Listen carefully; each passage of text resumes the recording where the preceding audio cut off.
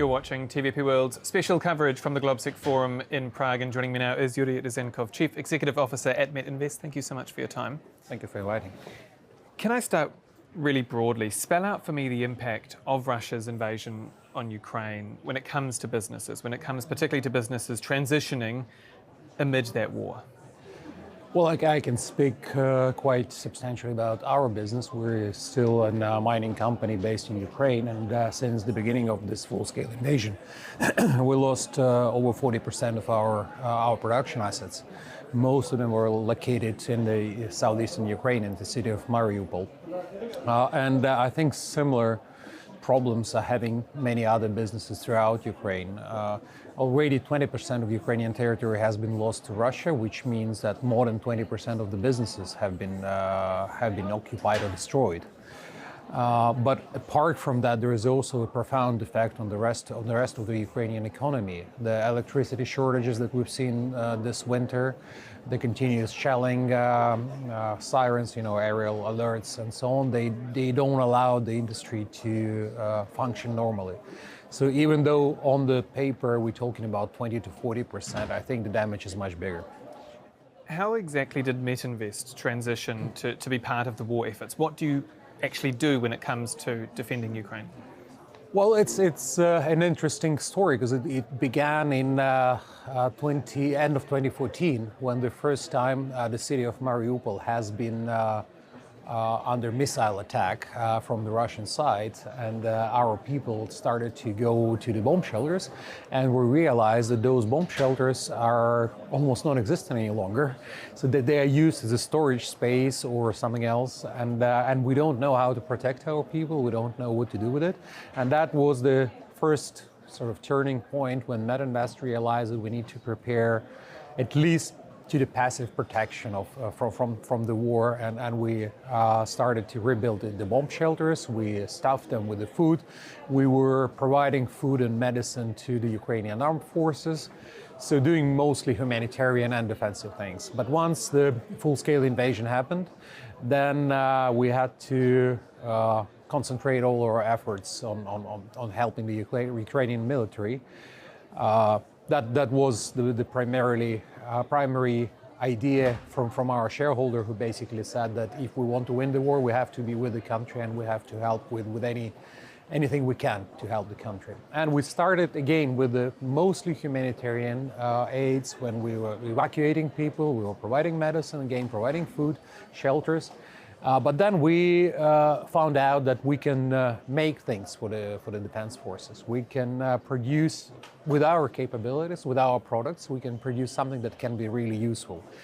And that was a turning point when we realized that we can be of help not only as a humanitarian aid, as a donor, but also as like military provider.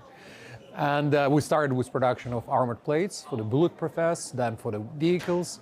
Then we moved on to producing the protective shelters, which can be either placed in the field or in underground settings. Recently, we completed 2 underground hospitals to the NATO Roll 2 model, which means basically a frontline hospital located pretty close to the front line. So we're literally talking 10-15 kilometers from the front line. And it goes on and on. We do protective coverings and anti-drone protection for Leopard tanks or Patriot missiles, not missiles, but the things, the complex Patriot comms, and so on and so forth. And now we're into that. That's why we're here. We think we have the experience. We think we have the methodology that we can share with the others, that we can provide to the others to get ready for the wartime better. You mentioned the front lines. Do you have a concern that those Russian-occupied territories especially are lost, that Ukraine will be forced to give up land if there's any peace deal on the horizon?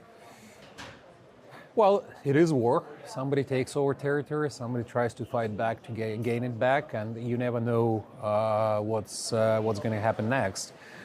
Just to give you an example, when in February 2022, Russia was sure it was going to capture Kyiv within 2-3 days, well, maybe 3 weeks. Now we're in the fifth year of fighting. Sorry? And now we're in a fifth year of fighting. Oh, we're in fifth year, but I'm just saying that it's both ways. Then in September there was a Ukrainian counterattack in Kharkiv. There was Kherson liberation. Again, nobody expected that, and everybody had high hopes for the Ukrainian counteroffensive in 2023, which obviously didn't go as planned and was a big disappointment for many of us. So it's the war is always about ups and downs, always about those emotional kind of things. So we realize that part of Ukrainian territory now controlled by the Russians. We also know that most of the enterprises, most of the businesses there have been destroyed. So even when Ukraine captures back this territory, when we liberate this territory, we have to build from scratch.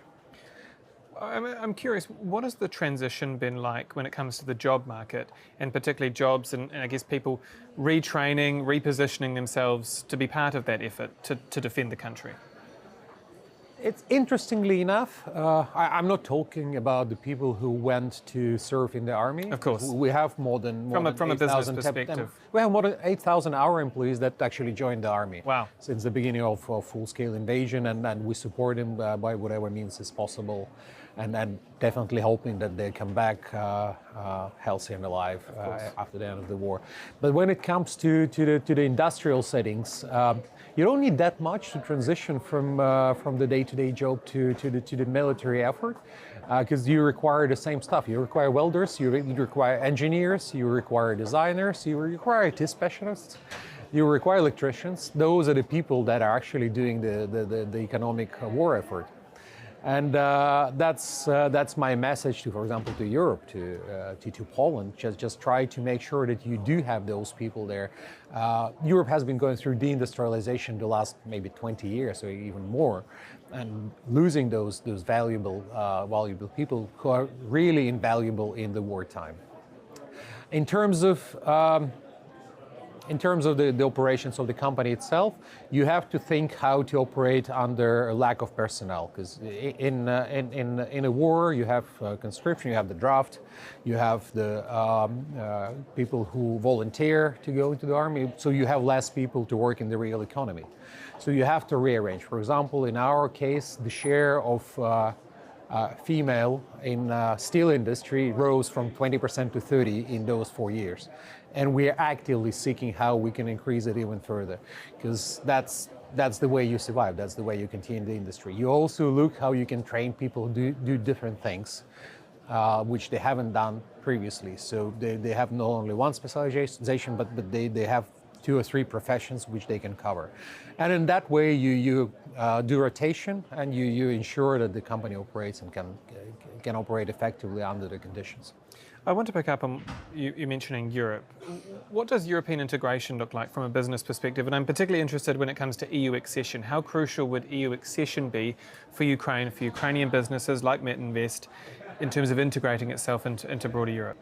Well, Metinvest has been present in Europe for all of its almost 20 years now of existence. So would it make a big difference? It would make a big difference, because throughout those years, even though we were present in Europe, we were always separated by various barriers to entry.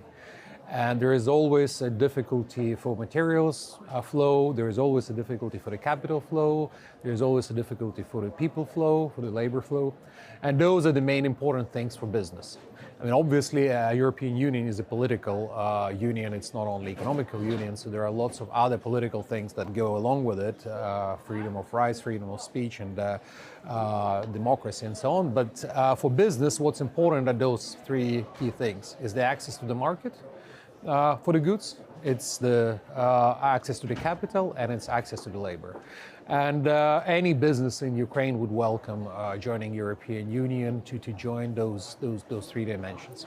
There's also that EU carbon tariff, right, which puts a price on carbon emitted during the production of carbon-intensive goods that come into the EU. Is that something where you'd really like to see an exemption, particularly during wartime? We are no different to most of the European steel industry. So we use similar methods, similar chemistry and physics, which basically means that the similar amount of CO2 emissions are emitted into the air. So in this respect, the carbon border adjustment mechanism is in a way an obstacle to entry rather than pure carbon entry adjustment mechanism.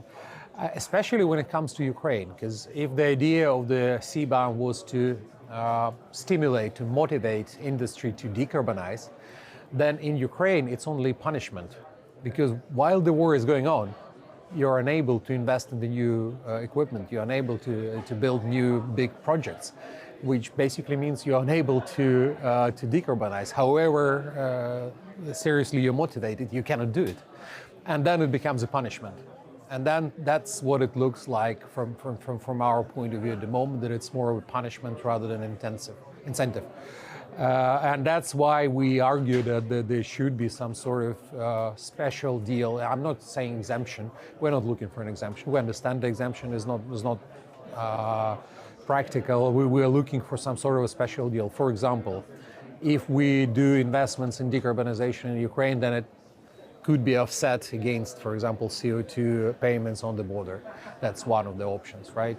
You can do the postponement of payments, restructuring payments, or whatever you want to call it. So there are ways in which Ukraine can get a preferential treatment because of the war, not because Ukraine is so special or because we want it, but because we are unable to react in a way this mechanism wanted us to react for now. But then we can, once the war is over, then we can react in a similar way that the Europeans are reacting, decarbonize our industry, build new projects and do all that. Yuriy Ryzhenkov, Chief Executive Officer of Metinvest, thank you so much for your time. Thank you very much. Thank you for inviting. And that is all for this exclusive interview here from the GLOBSEC Forum in Prague. I'm Dahmen. Goodbye for now.